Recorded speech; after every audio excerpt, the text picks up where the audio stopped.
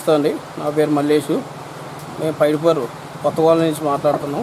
మేము గత కొన్ని సంవత్సరాల నుంచి కూడా విఘ్నేశ్వర స్వామి, ఆంజనేయ స్వామిని ఆలయ ప్రదర్శన చేయడం జరిగిందండి. గత ప్రతి సంవత్సరం కూడా చాలా వైభవంగా గణపతి హోమం కానీ, హనుమాన్ జయంతి కానీ కాలనీలు అందరికీ కూడా ఆరోగ్యాల అభివృద్ధులు కానీ పనులు కానీ అన్ని సవ్యంగా ఉండాలని భగవంతుని కోరుకుని ఘనంగా ఎన్నో చేస్తున్నాం.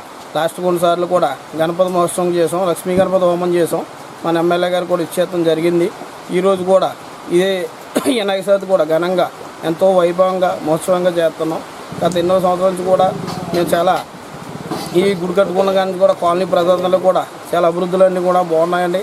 మాకంటూ చాలా ఎక్కడికి వెళ్ళినా ఏం చేయనా గుడి నమ్ముకునే దండం పెట్టుకున్నా మేము చేసుకున్న ప్రతీకారం కూడా జయకరం అవుతుంది.